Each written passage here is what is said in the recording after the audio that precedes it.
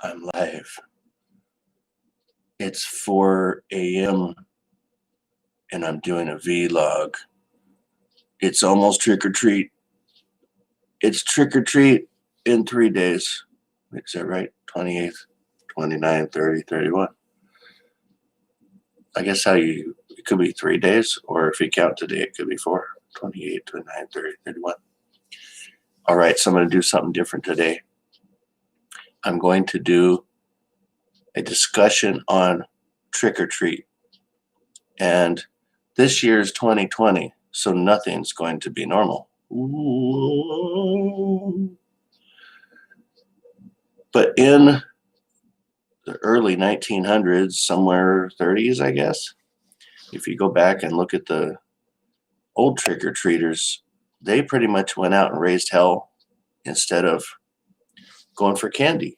And because it was such a problem, people started handing out candy to prevent people from raising hell. And I'm not sure what the pranks were other than you would think it'd be like toilet paper in people's houses, and I don't know what else. What else do people do that are trick-or-treat tricks back then? I'm not sure. I should look it up. I should have come in prepared for this, but I'm not. But I was going to tell you about some of the things that my friend and I did when we were young, when we got a little bit too old to go trick-or-treating. I'm talking like, I'm trying to figure out how old we were, maybe 16, 15, something like that. Me and my buddy, we put on a costume and made us look like little kids. And we thought, hey, we could clean up as long as we can convince everybody that we're little kids. So we'd go to every house, walk up there, and then we'd ring the doorbell, and then we'd crouch down on our knees. And then when they opened the door, we'd say, trick or treat, with a really high pitch voice instead of our normal voices. And then it was so funny because probably 80% of the houses would go, oh, how cute. It's a couple of little kids. And then, what are you? And then you'd have to talk to them and this and that. And they totally bought it just because we cut about 1.5 feet off our height. And we'd get tons of candy. And then as soon as we'd get our candy, we'd stand up on our full legs. And then we'd say thank you with a big, deep voice. And they'd be like, oh, you tricked us. And some of them would be all mad. Hey, you should give us the candy back. And we'd be like, no, we're not giving the candy back. Next house. And we did that successfully, many houses, and really scored that year. It's kind of screwed up, but it was fun at the same time because after all, it is trick or treat. And I'm theorizing that this year, a lot of houses aren't going to be giving out candy. So there's going to be a bunch of kids with pent up energy. They've been locked up in these houses for months and not being able to go to school in a lot of places. And they're going to want to be doing stuff. I think some of the old things that people used to do is put like soap in the sprinklers out in front so that when the sprinklers would go on and make a bunch of bubble bath in their front yard. And let's see, I got some other stories I'm trying to think about if I should break this out into several days because I've still got 3 more days. I was hoping to get some interactions here, but I guess it's too early in the morning. Nobody's awake yet. They're all asleep. It's the witching hour. Whoa! So this week I did the Halloween Boo song on guitar that I got from Curious George cartoon that me and my wife were watching. She really likes Curious George. And Halloween Boo was some lady singing, and it was really a cutesified song for little kids. And I turned it a little bit spooky. So if you haven't seen that on my channel yet, go check it out. It was kind of fun how I did it. I recorded it in the same key as the people on the television. I sang at the same key. And then what I did is before I put the guitar and the vocal together, I down-tuned the electronic versions 80%, so it gave a real low timbre to the guitar and the singing, and it made it sound evil. as one of my old guitar players in the band Sleeve used to say, deliciously evil. It was deliciously evil. But anyway, so yeah, check that out. And then yesterday I did a video on a person that's related to my wife that was actually executed as a witch in Connecticut in the 1600s. And it's not really spooky. It's kind of screwed up because she was a real person, and I could have tried to do that angle where it was spooky for Halloween, but instead I did a documentary because it is pretty screwed up. And so check that out if you haven't seen it. If you're interested in the Connecticut witch trials, which was predating the Salem witch trials. Everybody's heard of the Salem witch trials, but probably not many have heard of the Connecticut witch trials, which was a good, I'm wanting to say around 50 years before the Salem witch trials. And the particular lady that I did the expose on was the first, more than likely, the first witch executed in Connecticut. And the charge that they gave her was that she was doing lycanthropy, which was changing into a wolf. And if you look at the book, The Stratford Devil, which I bought, it talks about her, but it is a fictionalized account because there's no documentation on why she was accused as a witch, and why she was accused of being a wolf in essence. But in the book, it kind of hints that she's out in the forest and she's come in contact with this wolf or whatever. It's possible maybe she was bitten by a wolf, and that made the villagers suspicious because when she arrived into their town, and I guess it wasn't even a town, it was more like a village, some bad stuff started happening. People started getting ill, and who knows what else. The things that people used to blame each other for if things went bad, they were all superstitious lunatics. So she took the blame for stuff that was probably going to happen to them anyway. But she maybe possibly got bit by a wolf, or who knows, she's out in the wilderness talking to a wolf or something. I don't know. But anyway, check it out. It's Goody Bassett. And she's buried more than likely at the old Congregational Burying Ground in Connecticut, which is a spooky cemetery. And I put a link to this guy that did a video at that cemetery, and he's pretty much a nutcase. At least it seems like it, because he keeps going, "Oh, the graves, the beautiful graves. They're so beautiful graves." He sounds like he's trying to do a vamp on Igor from Dracula. But I think he's actually half Bubble Off Plum. So, hey, I got somebody on there. Is that cut tail or out tail? I can't read. I got my glasses on, but even with the glasses, that's small. So anyway, this guy that did the video, he's pretty weird. It actually gets annoying after a while listening to him talk about the beautiful graves. But if you can stand his narration, it's pretty good visually as he walks through this old spooky graveyard. And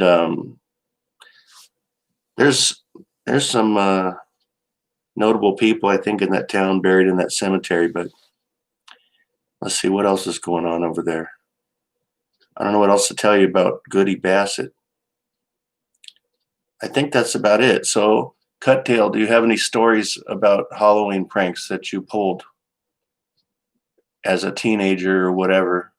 Because I'm theorizing that this is going to happen this year epically, that teenagers are going to be out raising hell because they're all pinned up and no one's giving candy out probably, and they just have too much energy to get rid of. Got any more stories? Well, I have a few. Like I said, I'm trying to decide if I should hold them out for the next few days or if I should just lay them out in one video. I was wanting to do one video every day this week until Halloween.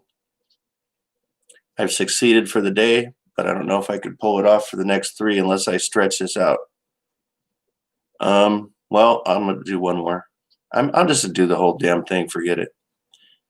So when we had a car, my buddy, both of us had cars.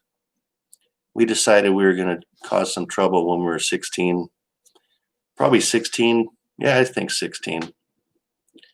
I was driving my car and my buddy was the passenger.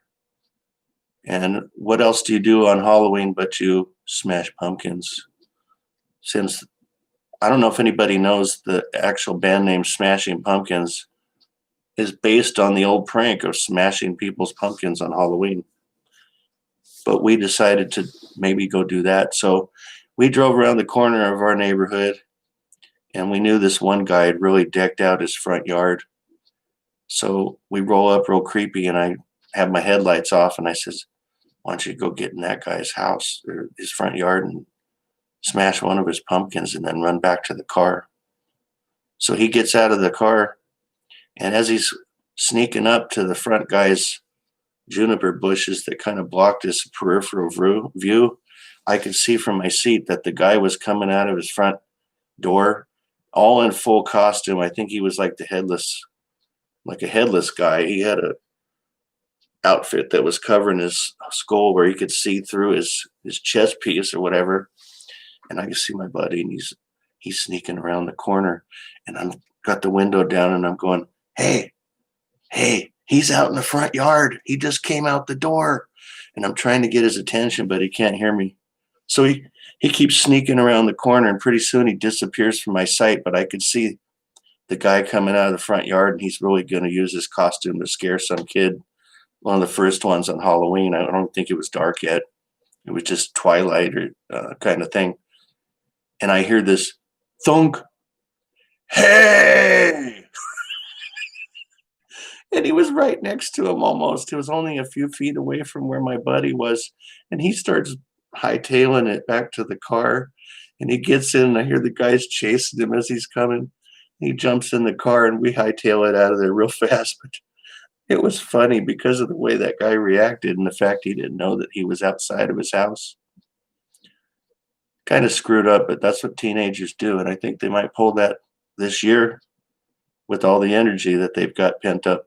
So remember, if you've got your pumpkins out, don't think that somebody might try not to smash them right there in the front yard, because that's things that kids used to do. Looking back on it, it's as you get older, you start to think, man, I wonder if that guy even remembers that anymore. Maybe he's not around anymore. I don't know. He decorated his yard all nice just to make it. I know, poor pumpkins, right? Hi, Lisa. He only did one, so I don't know how. He probably had a whole bunch of nice pumpkins made out. Poor guy, probably worked on it for an hour, and then my buddy goes in, dunk.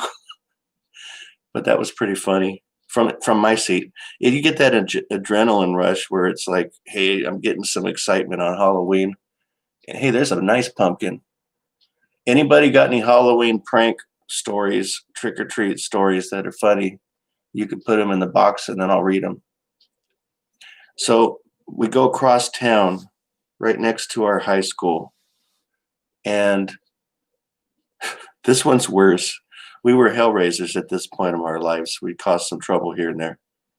Anyway, he decides he wants to do some bag snatching. Everybody's going to get really mad at us on this one. So we parked the car again, and there's a group of kids walking in the street. And they look like a typical group of kids, probably 8 or 9 years old. There's like 5 of them, maybe 6. Actually, it might have been 6 or 7 of them. Pretty big group, which that was his first error. He gets out of the car, and he starts walking real slow, and he's sneaking up to the group. And instead of picking the easiest target out of the group, he picks the biggest kid out of the whole group. And we didn't know it, but the guy was like 13 or 14 years old. He wasn't a little kid. So I'm sitting there, and what he did, he forgot to unlock the door as he got out of my car, but my window was down. So he's got the window down, the door locked. He's over there sneaking up on these kids. He grabs this guy's bag, and he pulls it, And the guy says, "What's up, cuz?" And he starts having this tug of war with the guy. And pretty soon, all the candy is falling out of the bag onto the street. They're out in the middle of the road, and it's not a cul-de-sac, it's like a main road.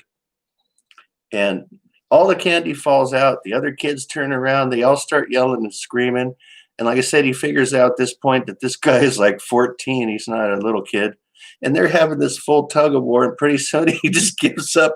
The bag rips, the candy falls everywhere. And he starts running back to the car. And it's like slow motion, like Chariots of Fire, where it's do, do, do, do, do, do, do, do, do, do.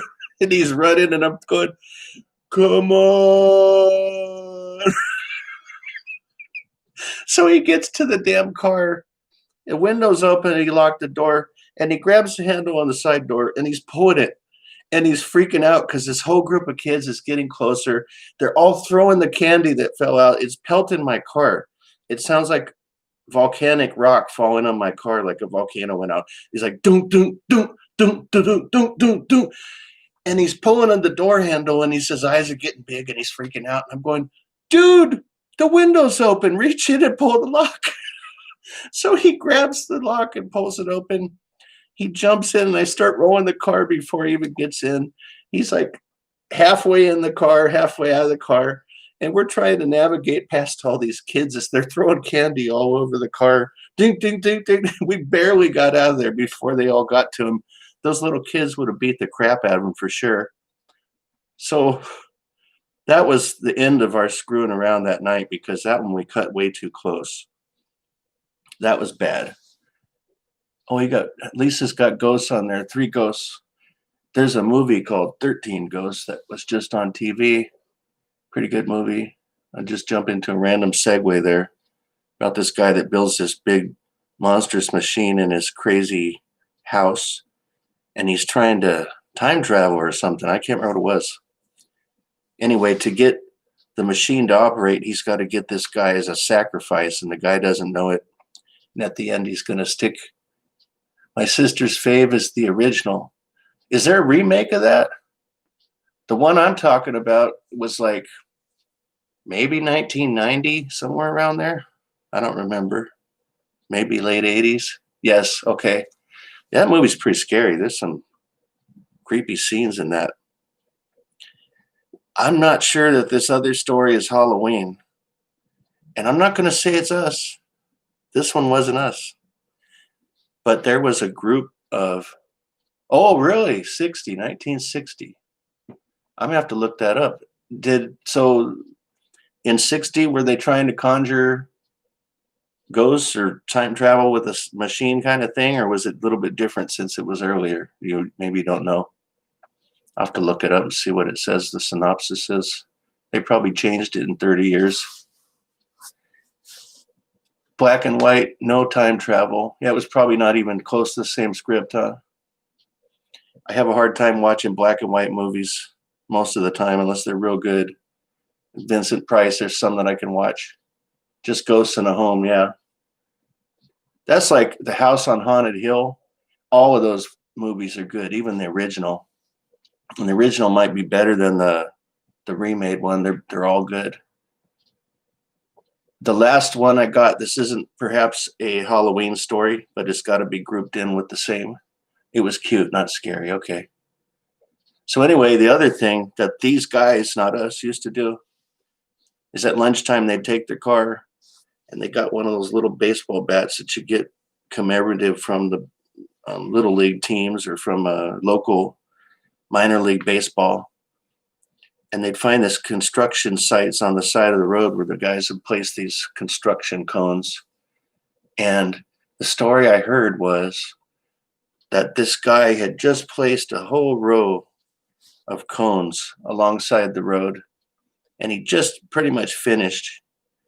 And here comes the Hellraisers with the bat out the door. Cones. Put the bat out, and thunk, thunk, thunk, thunk, thunk as the car is driving down the street. Thunk, thunk, thunk, thunk, knocking them down like dominoes. And then he looks back and he says, "Oh, that guy just looked like I just finished. Now I got to do it all over again." That wasn't Halloween, but that's a story I heard of high school buddies that raised hell at lunch. I'm not going to incriminate ourselves. That was our other buddies that were doing that. So anyway, I was hoping I'd get some Halloween scary stories. And anyone else, if you have any Halloween trick or treat spooky stories, you can post them here as a reply. Post the YouTube link of your own story. Make a video, respond to mine. This is my Halloween video for Wednesday, October 28th. And that's about all I got. So I'm going to have to try to figure out what video, if any, I'm going to do for the next 3 days related to Halloween, because I'm trying to make this a little bit more fun for people that are, well, for the most part, locked up in their homes with not as much to do. So I really like Halloween. We did a drive-in event this year, which was not very good, but that's all I got. So thanks for watching my live display of Halloween trick-or-treat stupidity. And if you have time, check out the Goody Bassett Witch video I just made and the Halloween Boo guitar song that I stole from Curious George. All right. Happy Halloween.